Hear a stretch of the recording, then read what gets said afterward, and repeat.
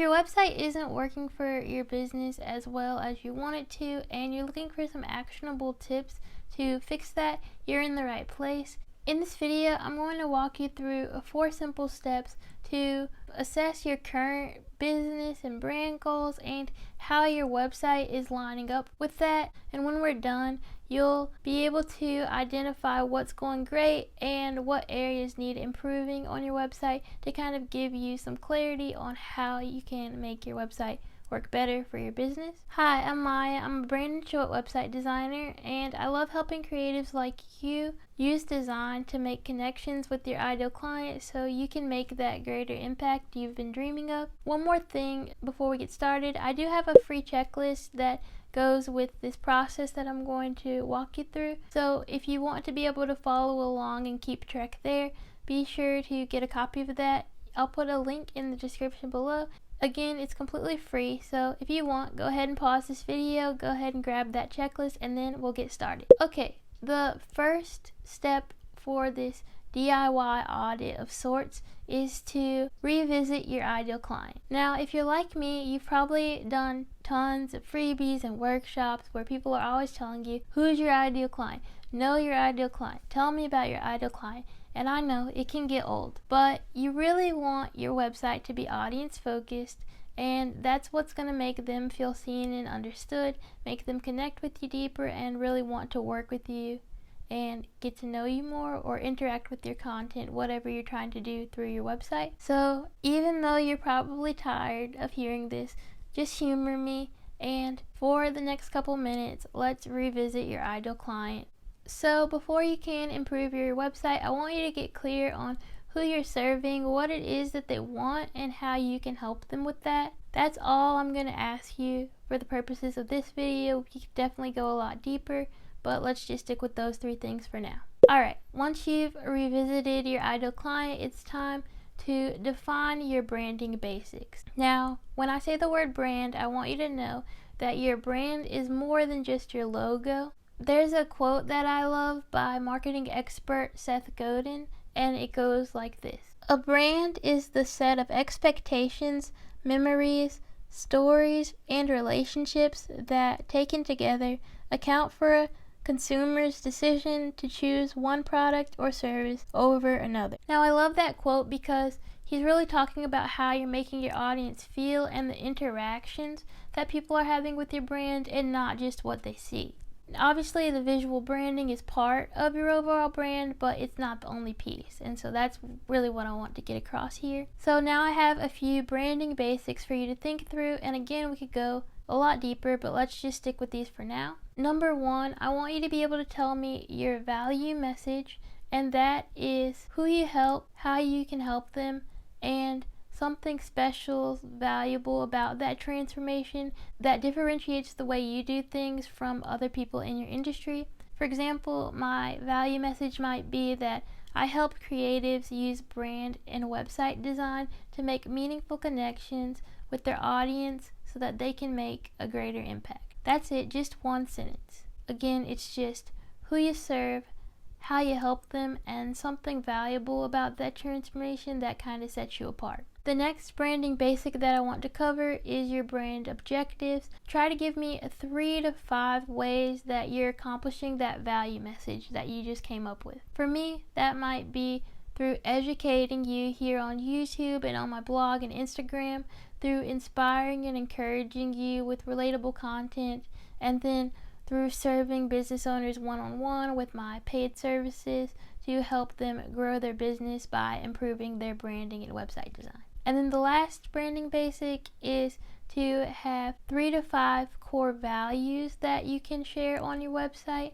And oftentimes your business's core values will overlap with your personal values. For me, a few just off the top of my head might be kindness, dependability, and creativity. Those are just some examples. You can take some time to think a little deeper about it. So now you've revisited your ideal client and you've defined your branding basics. And I know that you're probably wondering, what does all this have to do with my website?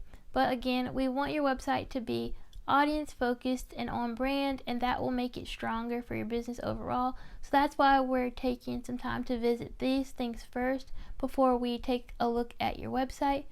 Because often if your website isn't working, it's because it's not appealing to your audience or it's not matching up with the rest of your branding elsewhere. If you see a little head right there, my dog is here, so say hi to Sage. But we're almost done, so let's go ahead and move on to this third part of our 4-step process, and that's to clarify your website goals. We're finally starting to talk about the website.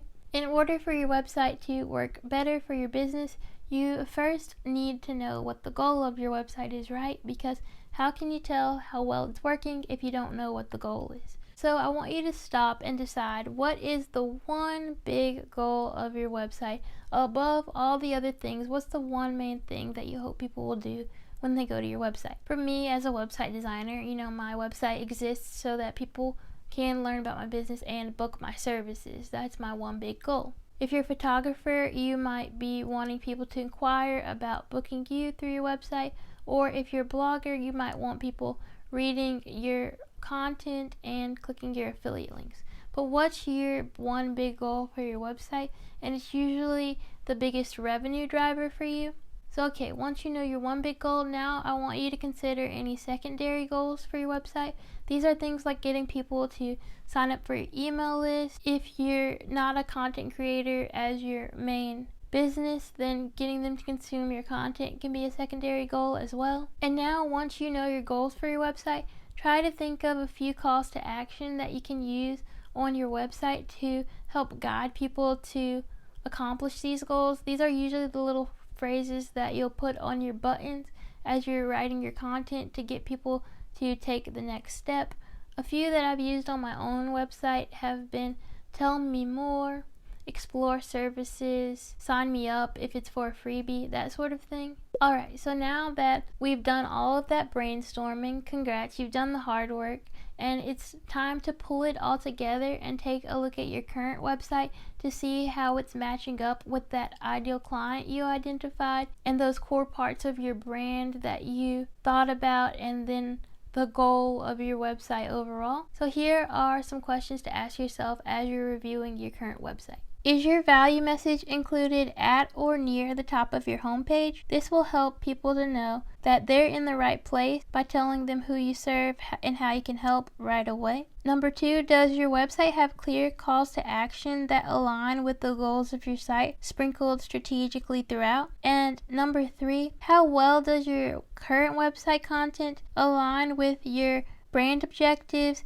your core values, the needs of your ideal client, and the visual branding style that you're going for? Now, hopefully, based on your responses to those questions, you'll have a better idea of what's going well on your website and what maybe needs some improvement, and that'll give you some direction on what to work on next. Maybe your website isn't audience focused enough. Maybe you need to cut out some of the content or just make the content more concise to really guide people through the website and align with your goals. And so in that case, maybe you want to focus on your copywriting, or maybe it's that your colors and your images and the overall layout of the website isn't working as well as you want it to, and you need to improve the design. But whatever is the case, just pick one thing to focus on improving first and go from there. Everybody's website needs updating from time to time, and so it's good to be able to revisit this from every now and then and just see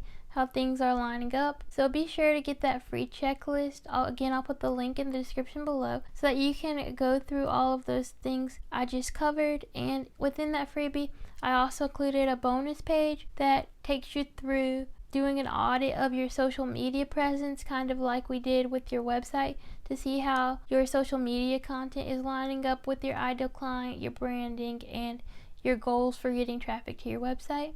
I hope you found this video helpful, and if you have any questions, feel free to leave those in the comments below. I love hearing from you guys, and I try to respond to as many comments as I can, and who knows, your question might just inspire one of my next videos. Be sure to subscribe for more website tips like this in the future. I post videos here every Tuesday. Thank you so much for watching, take care, and I'll talk with you again soon.